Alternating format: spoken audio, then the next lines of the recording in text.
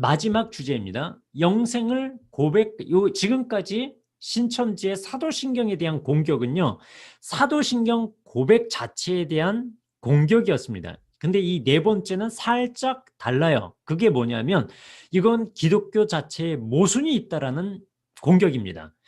무슨 뜻이냐면요, 사도신경을 통해서 너희는 영생을 고백하고 있지 않냐라는 거예요. 몸이 다시 사는 것과 영원히 사는 것을 믿사옵니다라고 하면서 영생을 고백하는데, 아니 어떻게 된 게 신천지가 영생을 말한다고 이단이라고 하냐? 그러니까 너희는 기독교는 모순이다라고 비판하는 겁니다.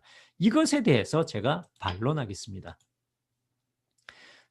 이것도 역시 거짓 종교의 볼모로 잡힌 정치 아류들이 애처롭다라고 하는 이상면 씨의 천지일보에 나온 기사입니다. 오늘날 기독교인들은 누가 영생을 말하면 경기를 일으키며 이단으로 몰아간다. 하지만 그들이 사도신경을 통해서 몸이 다시 사는 것과 영원히 사는 것을 믿사옵나이다를 주문 외우고 있으니 네 번째 모순이다. 두 번째로요, 성경에서 영생을 분명히 못 박아 말씀하는데 그걸 동일하게 주장하는 신천지를 이단이라고 하니 기독교는 종교가 뭔지, 예수의 가르침이 뭔지, 자신들이 뭔 말을 하고 있는지 전혀 분간을 하지 못하고 있다라고 지금 신천지 측은 기독교를 공격하고 있는 겁니다. 이것에 대해서 반증하겠습니다. 반증하기 전에 신천지 네 번째 주장 다시 한번 재정리할게요. 신천지를 이단이라고 하는 이유 중 하나는 영생을 주장하기 때문인데, 사실 기독교인들은 자신들 스스로 사도신경을 통해서 영생을 고백하고 있지 않냐라는 거예요. 그러면서도 신천지를 이단이라고 하니 모순이다라는 비판이죠. 이것에 대해서 반증하겠습니다.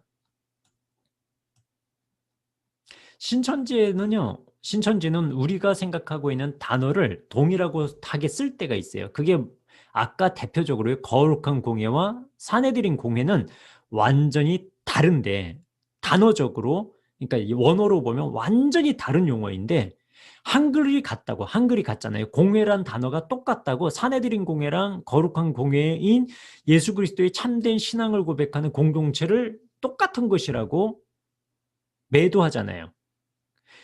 잘못된 정의를 내리고 잘못된 정의를 하고 비판하잖아요. 영생도 마찬가지예요. 신천지가 얘기하는 영생과요, 성경이 말씀하는 영생은 완전히 달라요. 신천지의 영생은 뭐냐면 육신에 성령이 온전히 하나 되면 영원히 죽음을 맛보지 않는 영생에 이르게 된다라는 게 신천지 주장이에요.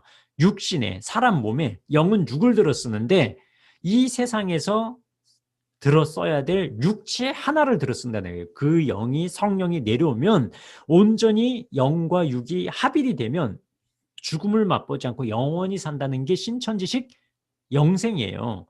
근데 성경은 뭐라고 하고 있어요? 한 번 죽는 건 누구에게 정한 것이다? 사람에게 정한 것이에요. 그 후에는 뭐가 있다? 심판이 있다라고 말씀하고 있는 거예요. 한 번 죽는 건 사람에게 다 정해져 있어요. 성령이 들어와 있는 사람이든 성령을 못 받은 사람이든 그리스도를 믿는 사람이든 믿지 않는 사람이든 참된 신앙 고백을 하는 사람이든 참된 신앙 고백을 하지 않는 사람이든 모두 죽어요. 그것이 성경이 얘기하는 거예요. 누가 죽는다? 사람. 언제 죽는다? 하나님이 정한 때. 몇 번 죽는다? 한 번 반드시 죽는다. 히브리서 9장 27절 말씀입니다. 즉 영생은 죽음을 전제로 한 영생입니다. 기독교의 영생, 성경이 말씀하는 영생은 한 번 죽음은 경험하는 영생입니다. 그 죽음을, 육체적 죽음을 관통하지만 그 죽음 자체도 연생의 연장선상에서 이해하는 게 성경입니다. 요한복음 말씀인데요. 요한복음에서 너희가 요한 1서 말씀을 제가 좀 읽고 넘어갈게요.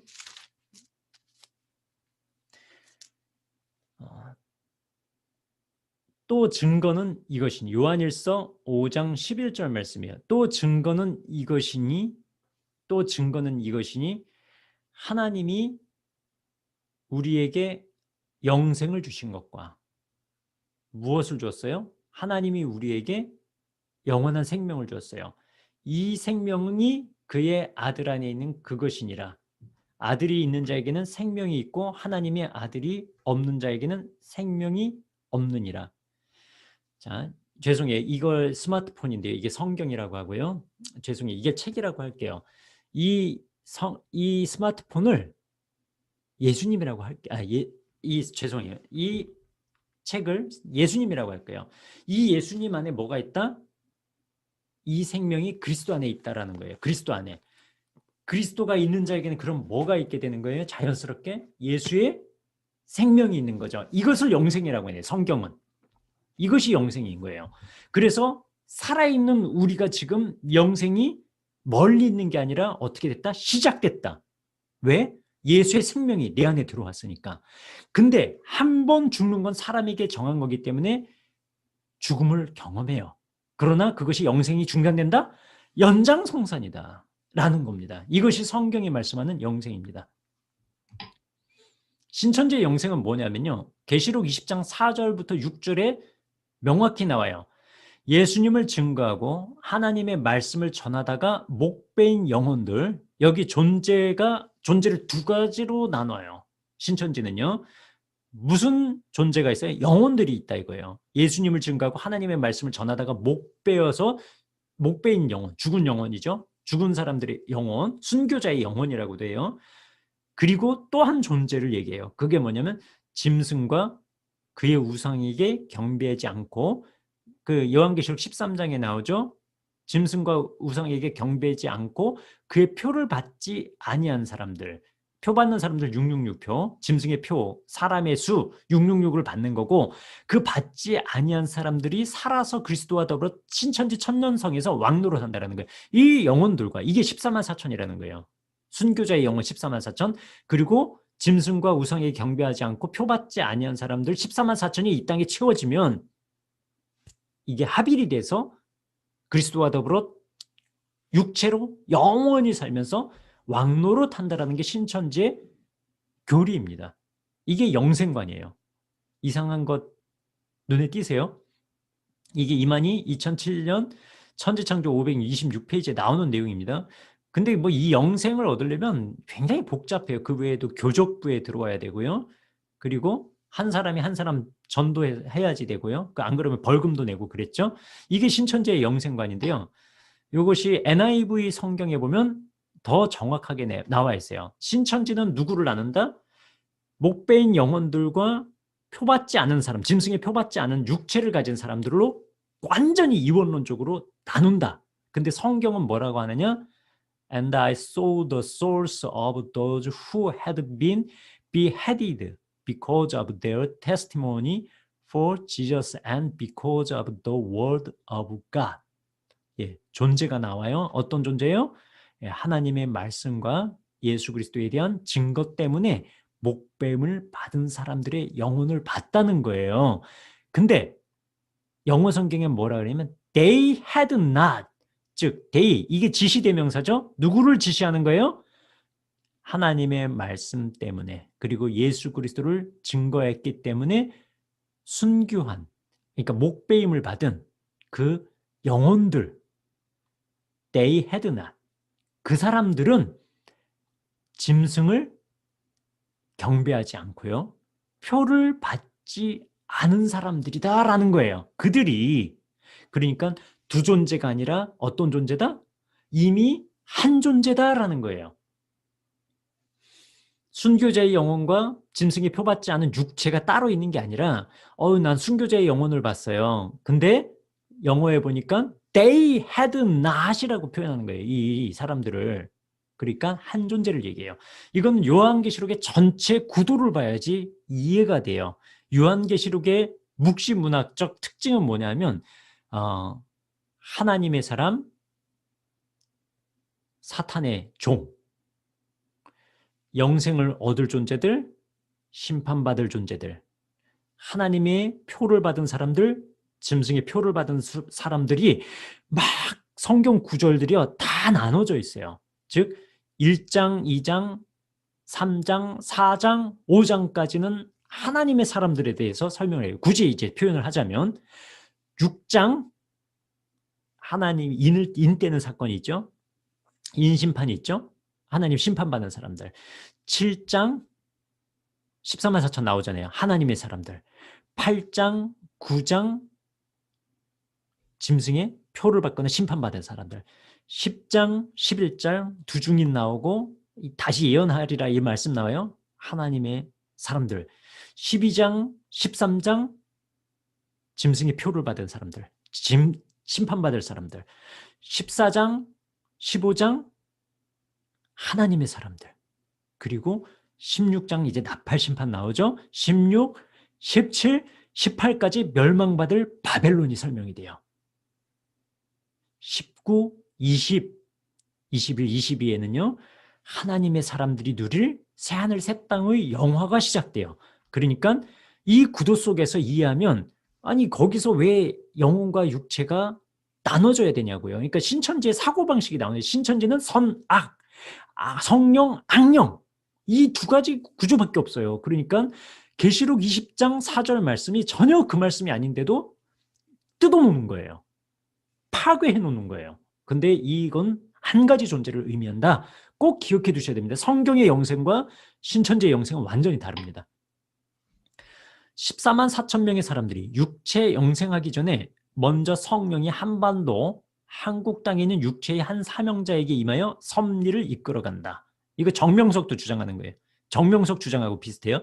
즉 죽음을 맛보지 않고 육체의 영생을 얻는 14만 4천에 들려면 이 섭리를 끌어가는 성령이 임한 육체의 사명자를 반드시 찾아야 된다. 이 한 사람이 꽂혀 있는 거예요. 신천지는.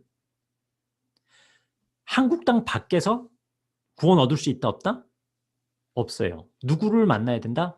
육체의 사명자 한 사람. 근데 어디에 산다? 한국 땅에. 언제 태어났다? 1931년에. 어디서 태어났다? 경북 청도에서 태어나서 과천 청계산에 들어갔다가 거기서 멸망당할 장막성전에서 이기고 나와가지고 새하늘 새 땅을 세웠다라는 이만희 그 사람을 만나야지만 죽음을 맛보지 않고 육체 영생을 얻는다라는 거예요. 이게 신천지식 영생이에요. 그러니까 그 한반도 1931년도에 경북 청도에서 태어나서 1957년에 사입이 박태선에게 빠지고 1967년 사입이 유재열한테 빠지고 뭐 백만목한테 빠지고 이 빠졌다가 1980년에 신천지를 처음으로 세운 백만봉에서 나와서 처음 세운 그 사람을 그 사이비 교주를 만나야지만 육체로 영생한다는 게 신천지 영생이에요. 이게 성경에 나옵니까?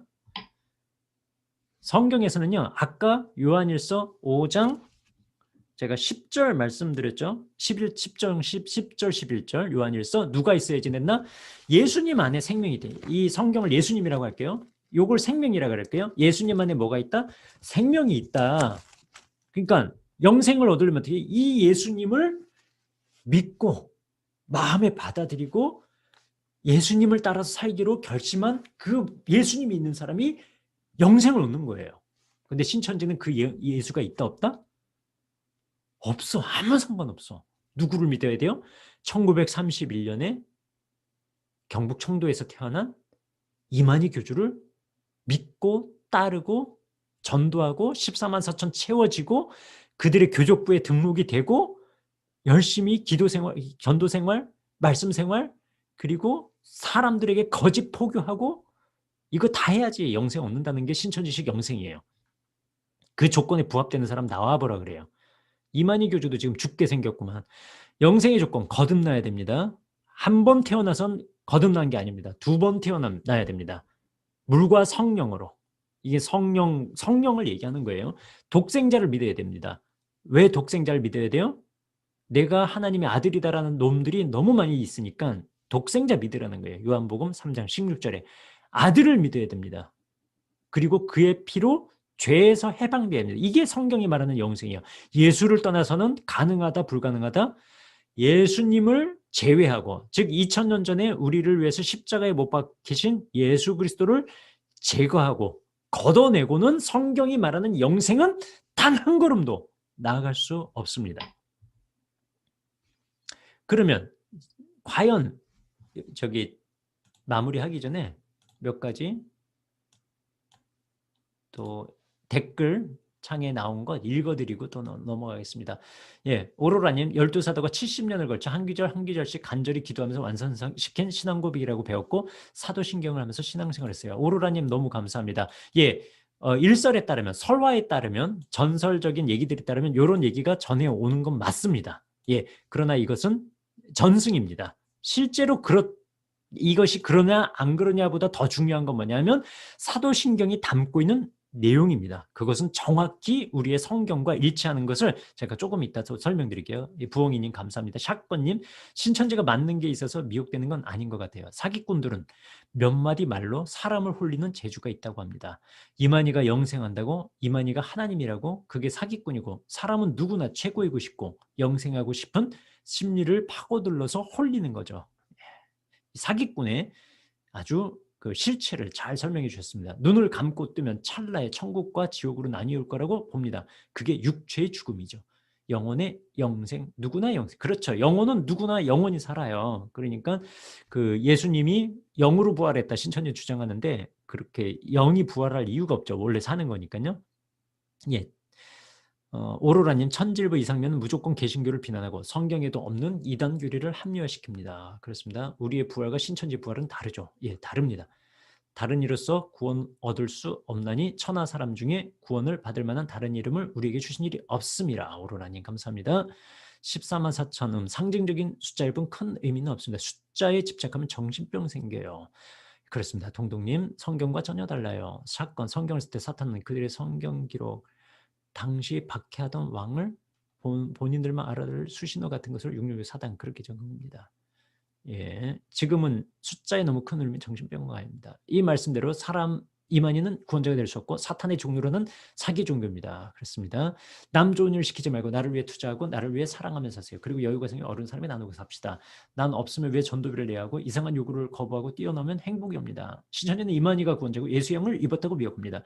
예수님은 육체가 부활하셨는데 그렇죠. 예수님 육체가 부활했는데 신천지는 예수님이 영으로 부활했다라고 그의 육체의 부활을 부인합니다. 예, 이제 제가 물 좀 마시고요. 다시 시작하겠습니다.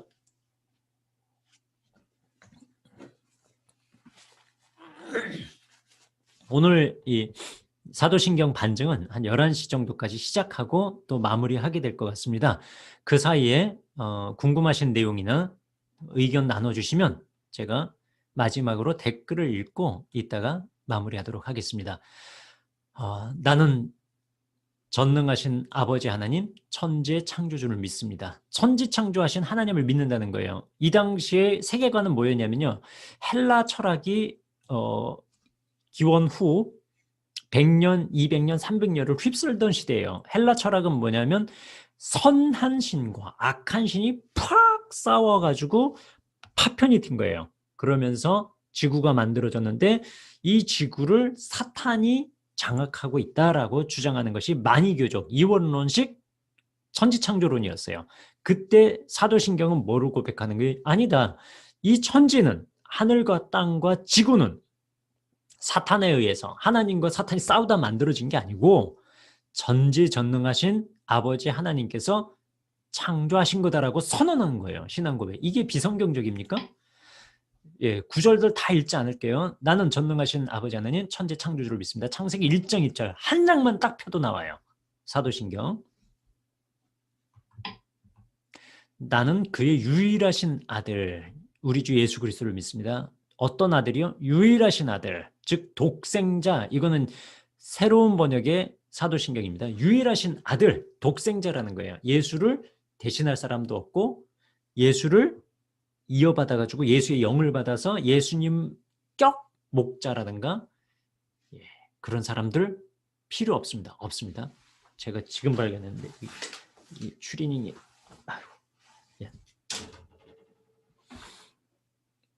우리 주 예수 그리스도를 믿습니다. 그는 성령으로 잉태되어 동정녀 마리아에게서 나시고 그의 나심은 성령으로 된 겁니다. 독생하신 예수 그리스도에 대한 진술 요한복음 보면 다 나와요. 동정녀 마리아 탄생 성경적이에요 아니요? 당연히 성경적이에요. 성경이 다 나와요. 이 구절 제가 PPT는 나중에 링크 주소를 따서 올려드릴 테니까 요거 보시면 됩니다. 본디오 빌라도에게 고난을 받아 십자가에 못 박혀 죽으시고 본디오 빌라도에게 고난을 받아는 역시 설명드렸습니다. 마가복음 15장 15절, 사도행전 4장 2절. 과연 헤롯과 빌라도는 이방인과 이스라엘 백성과 합동하여 하나님의 기름 부으신 거룩 종 예수를 거스려 이렇게 돼 있죠. 장사된 지 사흘 만에 죽은 자 가운데서 다시 살아나셨으며 예수님은 사흘 만에 부활하셨습니다. 이거 다시 설명 안 드려도 됩니다. 성경에 다 나오는 내용입니다. 전능하신 하나님 우편에 앉아 계시다가 거기로부터 살아있는 자와 죽은 자를 심판하러 오십니다. 예수님이 다시 오셔요. 살아있는 자와 죽은 자를 심판하러 오시는데 어디에 계시다가 와요? 전능하신 아버지 하나님 우편에 앉아 계시다가. 이거는 뭐예요? 예수 그리스도가 하나님이다라는 거예요. 요한계시록 4장 5장에 보면 4장은 누구에게 찬양을 드려요? 네 생물과 24장로가 하나님께 경배 올려요. 근데요 5장에 가니까 확장이 돼요. 수없이 많은 무리, 온 나라와 백성과 나라와 임금들이 누구에게 찬양을 올려요? 천천히요 만만인 천사들이 누구에게 찬양을 올려요? 어린 양에게. 찬양과 경배받을 하나님께 동일한 찬양과 경배를 누구에게 돌린다? 어린 양이신 예수 그리스도에게 돌려요. 예수 그리스도가 누구다라는 의미예요? 요한계시록에서 대선언으로 마무리를 하고 있는 거예요. 성경을. 예수 그리스도가 하나님이시다라고 선언하는 거예요. 그래서 하나님이시기 때문에 하나님 우편에 그 왕권을 함께 갖고 계시다가 어디로부터? 거기로부터 바로 뭐하러 오신다? 심판하러 오신다. 거기로부터 육체의 사명자 속에 들어갔다가 14만 4천 만들고 하늘의 순교자의 영과 지상의 육체들이 결합해서 영원히 산다? 새하늘 새 땅이 열린다? 그리고 심판한다? 아니라는 거예요. 다시 한번 하늘에 오르시어 전능하신 아버지 우편에 앉아 계시다가 어디로부터? 거기로부터 바로 살아있는 자와 죽은 자를 심판하러 오십니다. 때가 되면. 쿠션으로 오는 거 아니에요. 거기에 계시다가 누구의 육체 속에 들어왔다가 심판으로 오시는 게 아닙니다. 제가 지금 핸드폰을 무음으로 해놓겠습니다. 네. 요 전부 말씀 제가 기록해놨습니다. 누가복음 24장 51절, 사도행전 1장 10절, 그리고 빌립보서도 보셔요. 빌립보서 3장 말씀도 보면 하나님께서 예수 그리스도께서 하나님의 보좌 우편에 앉아 계시다가 너무 아름다운 말씀들이 있어요. 빌립보서 2장부터 3장까지 보시면 됩니다.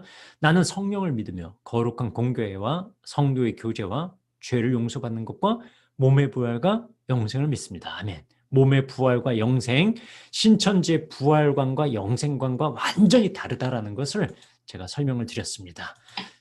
자, 사도신경은 어떻다라고요? 아주 성경적입니다. 그래서 칼빈과 종교개혁자들은 사도신경에 대해서 아주 요약적으로 진술을 했습니다. 사도신경은 마치 일람표와 같은 구실을 한다. 정말 그리스도인들이 믿고 따라야 할 가치가 쭉 아주 요약적으로 나열되어 있는 일람표와 같다라는 거죠. 그리고 마르틴 루터, 매우 짧지만 지극히 풍성한 말씀으로 묘사된 신조가 있습니다. 이것은 하나님의 본질과 그분의 뜻과 그분이 하시는 일에 대한 밑그림입니다. 그래서 이 밑그림을 빼고 그림을 그리면 엉망이 돼요. 길을 못 찾아요. 사도신경이 그런 밑그림이라는 거예요. 스위스의 종교개혁가 쯔빙글리, 우리가 고백하는 신앙 고백의 기초와 원천, 그리고 근거가 시작되는 것입니다. 우리가 전능하사 하늘과 땅을 만드신 아버지를 내가 믿사오며 라고 말한다면 우리는 틀리지 않는 믿음을, 곧 유일한 창조주에 근거하고 있는 믿음을 고백하고 확인하는 것입니다. 그래서 세계 어디서나, 미국을 가도 아프리카를 가도 남아메리카를 가도 아시아 어디를 가도 이 고백을 하는 사람이 있으면 우리는 같은 신앙인인 거예요. 거룩한 교회의 공동체인 거예요. 이것이 신앙 고백, 사도신경이 고백하고 있는 참된 의미입니다. 하인리 불링거 사도신전은 사도들로부터 설교되거나 보편 교회로부터 수용된 믿음을 규범과 요약으로서 제시하기 위해 사도적인 가르침의 모임에 근거하여 작성되거나 기록된 것이다.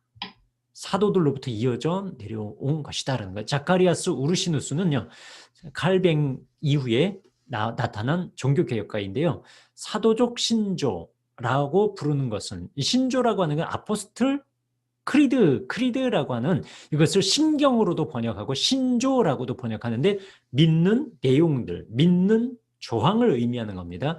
사도들이 이 기독교 교리의 요지를 그 제자들에게 전해주었고 그 이후 시대의 교회가 그것을 받았기 때문이다. 이를 가리켜 보편적 신조라 부르는 것은 이것이 모든 그리스도인의 유일한 신앙이기 때문이다. 여기서 가톨릭이 나오는데 로마 가톨릭이라고 오해하시면 안 돼요. 왜냐하면 이 우르시누스는 로마 가톨릭을 사탄, 적그리스도의 세력이라고 봤던 사람이에요. 근데 여기서 용어가 같더라도 가톨릭이라고 쓴 건 여기서 보편적이라는 용어를 사용한 겁니다.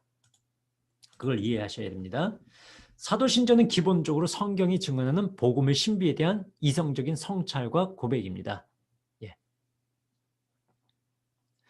지금까지 저는 사도신조에 대해서 설명을 드렸습니다. 사도신경에 대해서 설명을 드렸는데요. 제가 서두에 스트레칭은 운동의 사도신경입니다라는 말씀을 드렸습니다. 그것은 뭐냐면 제가 스트레칭 교수로부터 스트레칭을 배우다가 설명을 드렸는데 너무너무 인상적이었어요. 여러분들 스트레칭은 운동의 사도신경입니다라고 얘기를 들으면 어떤 의미로 와닿으세요? 스트레칭이 너무너무 중요하다. 운동의 뼈대와 같다. 운동의 시작과 끝이다라는 의미로도 받아들여지시죠? 마찬가지입니다. 스트레칭을 오래 하고 잘하면 할수록 운동은 하는 사람들이 격렬한 운동, 고강도 운동을 할 때 부상을 입지 않습니다. 특별히 연세가 많이 들어가실수록 그렇습니다. 더불어 스트레칭을 통해서 몸을 유연하게 해서 우리 몸은 더 건강해져요. 그렇죠? 스트레칭 운동의 사도신경이라고 그래서 그 교수님이 얘기를 한 건데요. 이렇게 사도신경이라는 이미지를 사람들은요, 어떤 신앙의 중요한 뼈대, 어떤 신앙의 시작과 끝, 그리고 특별히 그리스도인들은 사도신조, 사도신경이라고 하면 참된 성경으로부터 온 신앙 고백이라고 우리는 받아들여요. 근데 신천지는 이 모든 것을 다 부정합니다. 독이라고도 하고요. 성경으로부터 온 게 아니라 사람으로부터 왔다라고 딱 잘라서 얘기하고 그것을 먹이니 죽이는 것이라고 하고 혐오하게 하고 비난하게 하는 겁니다. 그것을 통해서 신천지에 들어가는 사람들이 어떻게 되도록 만드는 거예요? 점점 더 정통교회로부터 멀어지게 만들고요. 신천지에 그렇게 쉽게 빠지게 만드는 거예요. 그래서 육체의 사명자, 이 한 사람만 붙들고 믿고 따르면 내가 영생을 얻는다라고 착각하게 만드는 겁니다. 결과적으로 신천지가 잘못됐어. 근데 이 사람이 그러면 어떤 문제가 생기게 돼요? 정통교회를 혐오하고 비난하고 왜곡해 왔기 때문에 이만희 교주가 잘못됐어. 튀어나와. 신천지로 나왔어요. 어떻게 돼요? 정통교회로 너무나 멀리 떨어져 왔어요. 돌아가기가 어려워지는 겁니다. 돌아가서 정통교회에서 얘기하는 사도신경을 고백하려고 하니까 이거는 인간의 가르침, 죽이는 독, 혐오, 비난 이런 게 자꾸 떠오르는 거예요. 그래서 정통교회에서 있으면 있을수록 괴로운 거죠. 이것을 신천지가 노리는 겁니다.